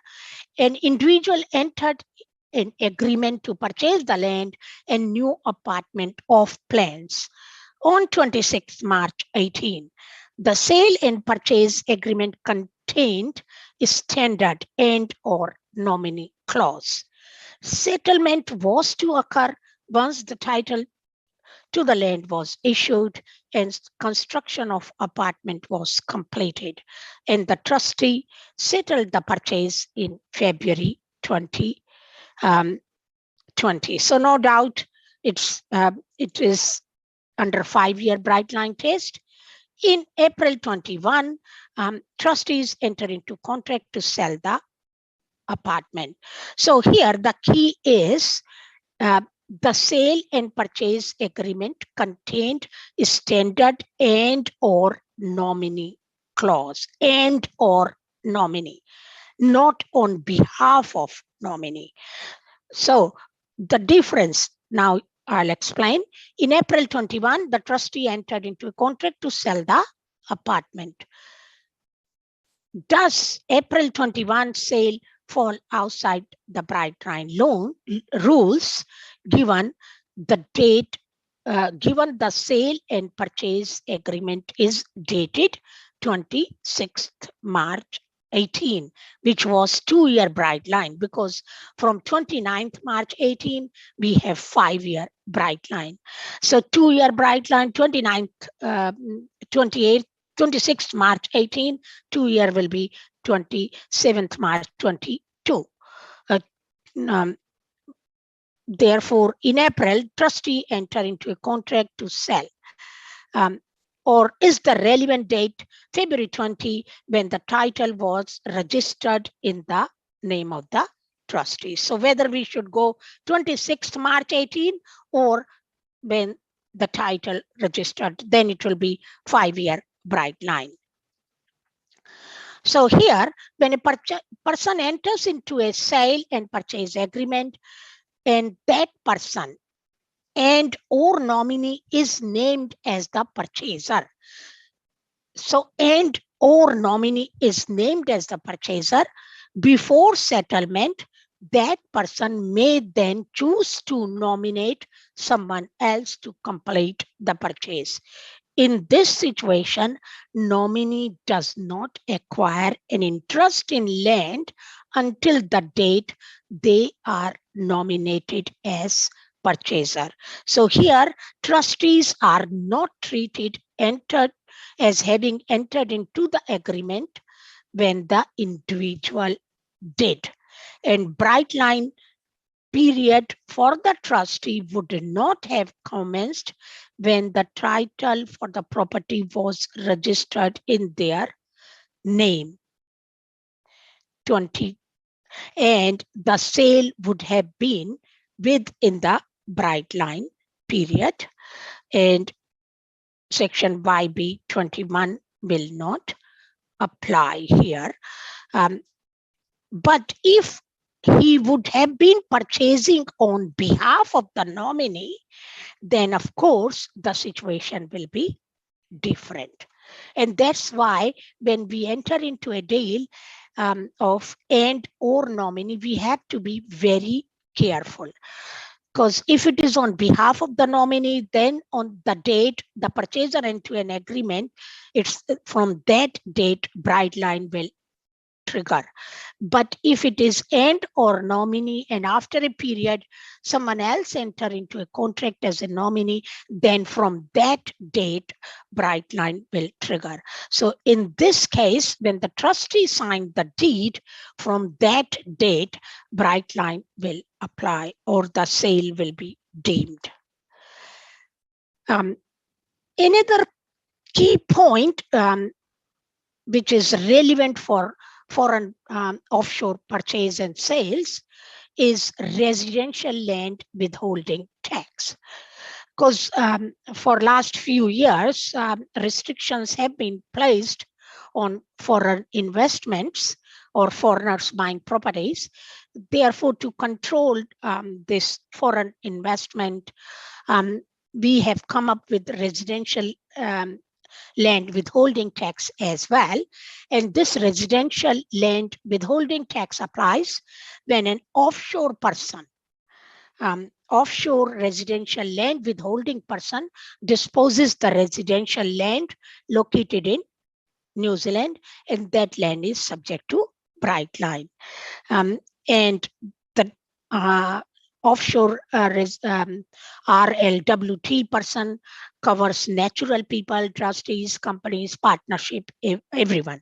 And it captures the land acquired under section CB 6A or CZ 39, which is very equivalent to CB 6A.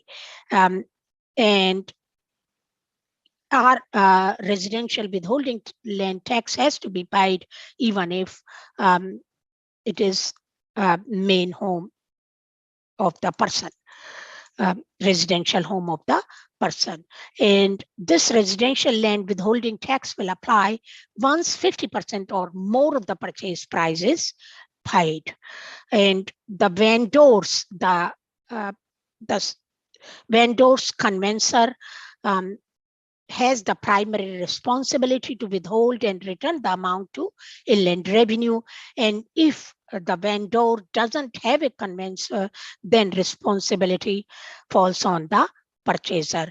Generally, every vendor, every seller will have a conveyancer because property has to be registered through the solicitor and all that. So it's that solicitor who is acting as a conveyancer for registration purposes. The solicitor withhold the amount he receives on behalf of the seller. And this RLWT to be deducted is lesser of 10% times the current purchase price, or RLWT times current purchase price minus vendor's acquisition price, or current purchase price minus security discharge amount. And every 20th of the year, the money has, 20th of the month, the money has to be paid. I'll show you with an example how it works. Actually, James, an offshore person, has sold the land in New Zealand. The sale proceeds are taxable under Bright Line.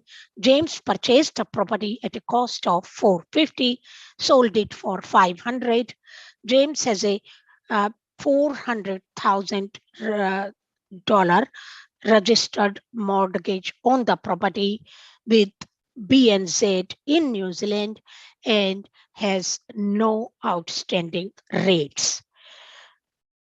The purchaser paid a deposit $50,000 on 18th July 21 and will pay the balance of the purchase price in 2 installments. 225 on 5th August and the remaining 225 on 2nd September. Now you could see on 5th August when he pays 225 and he has already paid 50,000, he has paid more than 50% of the purchase price because he is buying it for 500 and the purchaser has paid more than 50%, therefore RLWT will be deducted or withheld by the conveyancer on 5th August. So when does RWT obligation arise and how much is payable? As you could see, calculation using those formulas.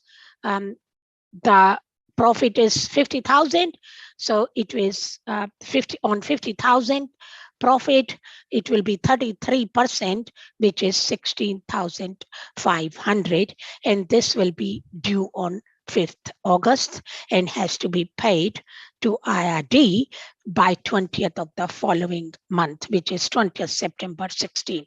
So that's how RLWT works. The conveyancer will not wait till the final settlement, which will be in September or October or whenever it is. Now, another change which has been made in the regime is regarding the losses and ring fencing of the losses. Losses from deductions that are claimable solely against Bright Line income are ring fenced, so they can be used to offset taxable gain arising under the land sales rule. So if we have a loss from land sale, then that loss only could be used against land incomes. It cannot be used against any other income. Amount of Bright Line deductions allowed in any income year is limited to the amount of income and net land income for that year. Net land income is the amount of net income for that year. So whatever is the net income from all land transactions, deductions are limited to that amount. And if deductions are more, they will be carried forward to the next year. Furthermore, from last year, we have come up with interest deductions limitations. So if a taxpayer acquired a property before 27 March 2021, they can still claim a deduction. But if they acquire the property after 27 March 21, they cannot claim interest deduction. So they can still claim deduction for loans that already existed for that property as an expense against the residential property income. But from October 21, this amount will reduce by 25% each year until the ability to deduct the interest is completely phased out by 2025-26 year. So here you could see I've shown in a table.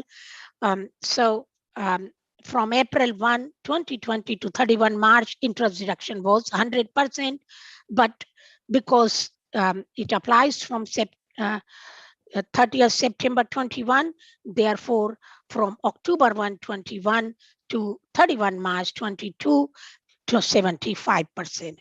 And from April 1, 22 to 31 March, 75%.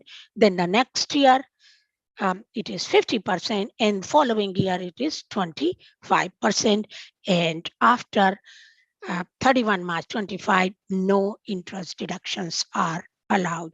So that means if people have purchased the property and they have a mortgage, they are renting out this residential property, they are paying interest, but they cannot claim deductions against interest expense. But if they sell the property and there is a loss on sale of property, then whatever interest has been incurred in these years, then against that gain or loss on sale of that property, that interest can be adjusted.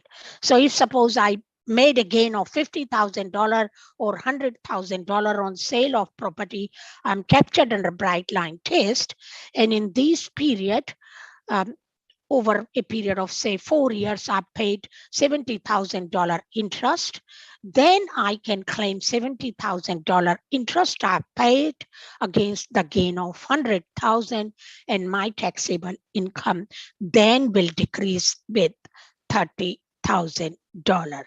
But if there is a loss, then of course the loss will be ring-fenced and loss will be carried forward. But the drawback is, okay, all 4 years I've been incurring interest, I've been not getting deduction for this interest against rental income, so I've been paying tax to IR on my rental income. But after 5 years, when I get gain, I can reduce my taxable income, but I've got nothing from IR for all these years as such. So it has affected definitely my cash flow. So here, this is very clear. People even buy the property to renovate. So if money is borrowed on after 27 March 21 to maintain or improve the property acquired before 7th March 21, it will be treated as same as the loan from a property acquired on or after 27 March 21. Interest on it will not be able to claimed as an expense from October 1, 2021. And property developers or builders who pay tax on sale of property, they will not be affected by this change because it's their business, they are commercial, and they will still be able to claim deductions. So whatever I wanted to say from my side, I think I've covered everything and I'm within time, but I'm open for questions. If I can answer, I'll try my best to answer the questions. Thank you, Ranjana ji, for a wonderful presentation. And I will thanks to Nasir also for their wonderful presentation. There are some questions that we are going to ask firstly from the Nasir. Stop sharing the. Sorry? I'll stop sharing the screen.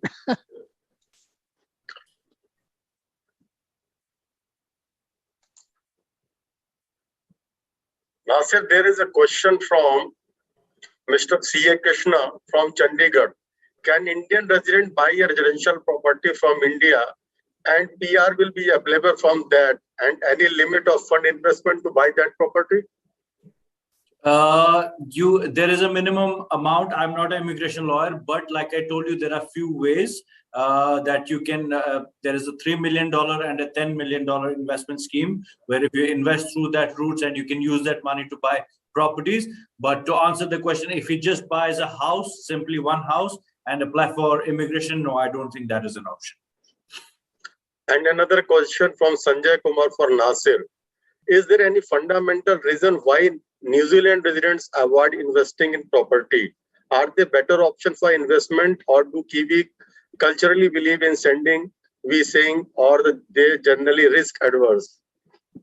Kiwis generally live week to week. So most, like I told you, 80% people who own the property or don't own properties, they live and work week to week. So you work for a week, earn money, enjoy life, and not save anything. So there's no culture of saving like in our culture. So they don't have money that they save. So they spend almost 10 to 15 years of life saving just the deposit, which is 10% of the property. So yes, all of them want to buy the property, but they just don't have the financial means of doing it.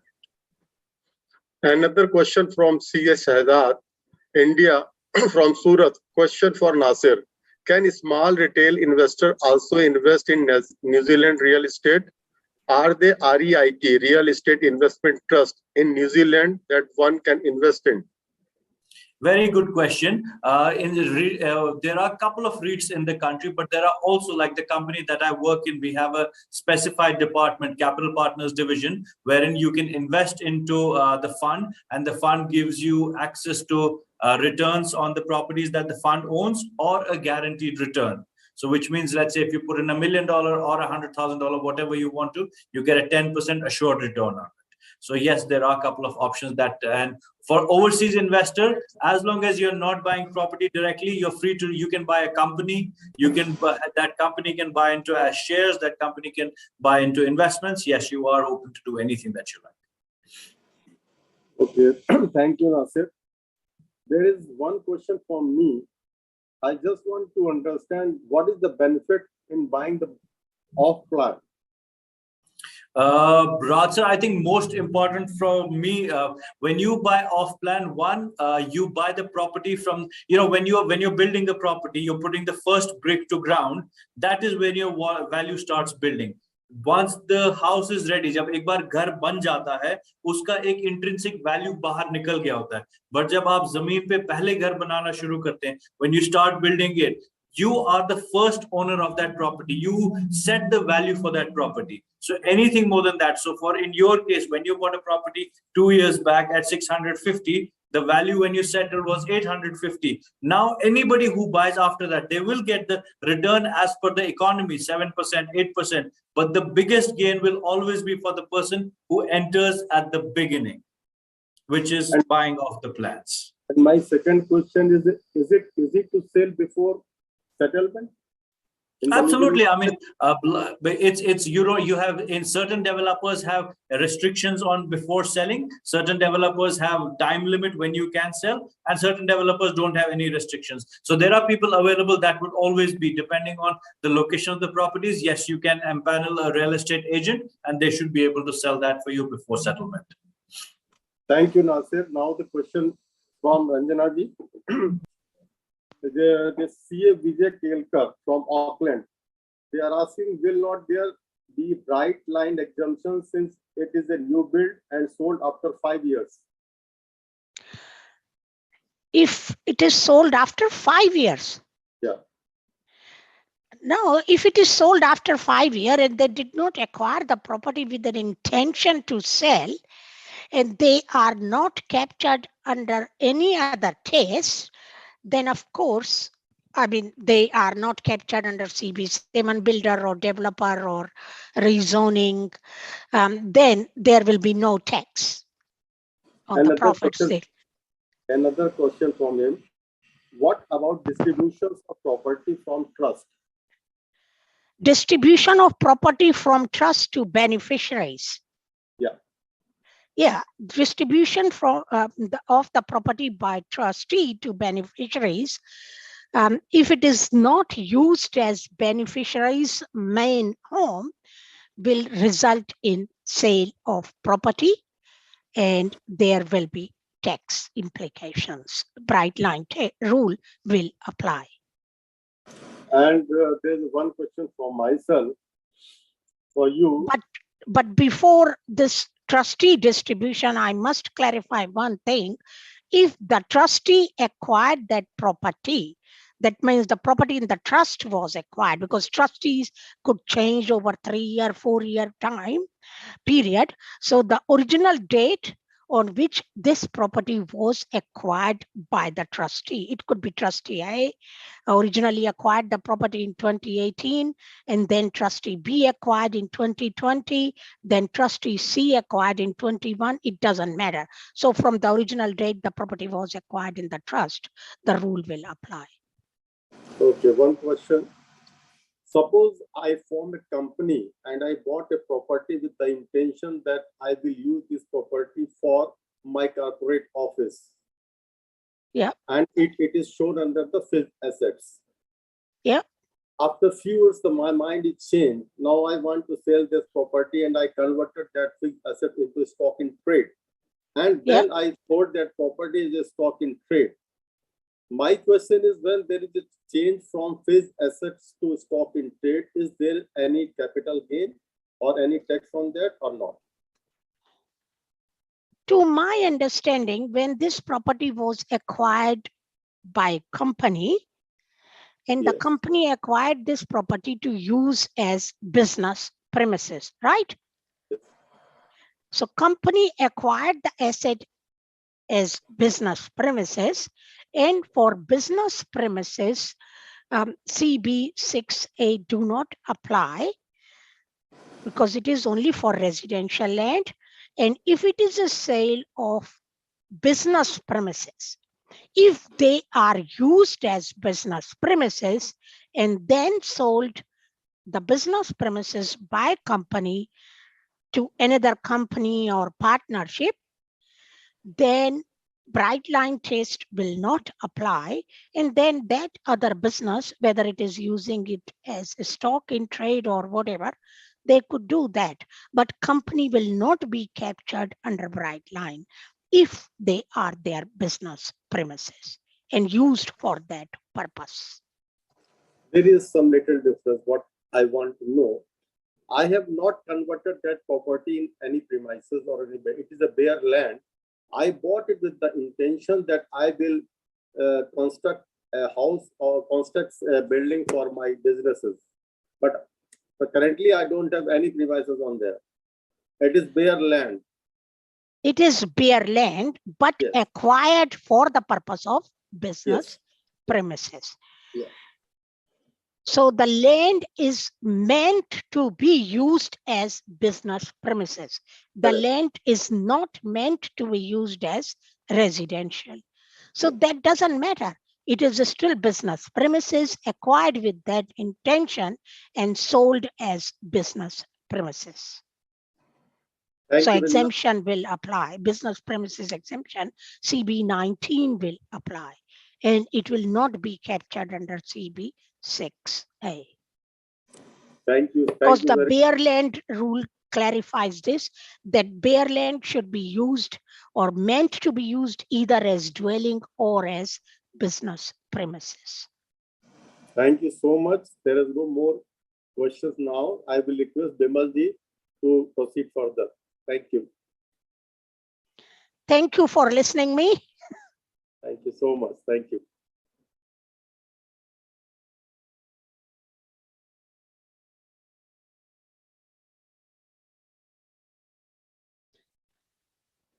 Bimalji is there? Bimalji, you're on mute. You might have to take your mute off. You're on mute, Bimalji.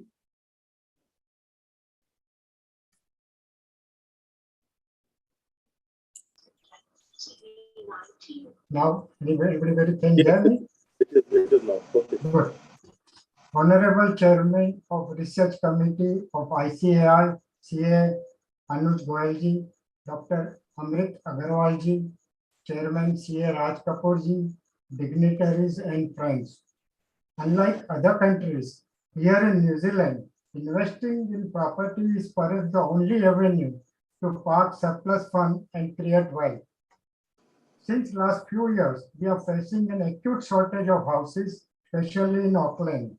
The government made a huge changes to its housing policy, and last year gave more than 50,000 consent to build new houses. This is where experienced developers like Dual Group with Mr. Nasir as a national sales manager come into play. Government investment in infrastructure is an indication of an area's growth. And so many of the projects of Dual Group are situated in close proximity to key infrastructure and employment hub. Dr. Arina Gupta has also enlightened all of us with her insight on tax implications that would affect some real estate transactions and given us effective tax planning tools. As per the amendment to Overseas Investment Act 2005, with effective from 22nd October 2018, non-New Zealand citizens can invest in property market here after obtaining necessary consent from Overseas Investment Office, called OIO. A leading New Zealand economists have said there are plenty of reasons that will continue to surge the demand for houses and attract investors to this beautiful land. One of them is that with the reopening of borders, we will see migrants making their ways into New Zealand. Secondly, the government has granted the ability to 165,000 migrants who are currently on temporary work visa to apply for residency permit. Most likely, this number will exceed around more than 200,000. For more importantly, National Party, who is currently sitting on the opposition bench, have stated that when they get re-elected in 2023 or 2026, they will restore all tax laws and give incentive to investors to hold on their properties and to buy more. Let me also emphasize that there is no stamp duty levied in New Zealand either to buy or sell a property. Friends, on behalf of the New Zealand Auckland chapter of ICAI, I would first thank the Research Committee of ICAI for associating with us in today's event. Our sincere thanks to CA Anul Goyalji, Dr. Amit Kumar Agrawalji for their input and contribution. We are extremely thankful to our speaker today, Mr. Nasi and Dr. Arina Gupta, for sharing with us a few drops from their ocean of knowledge and experience in development of property in New Zealand and tax implication on real estate transactions respectively. They have shown us how we can invest in growing real estate market of New Zealand, and also known as Switzerland of Southern Hemisphere, to create wealth and portfolio of properties with a prudent tax planning and not tax evasion.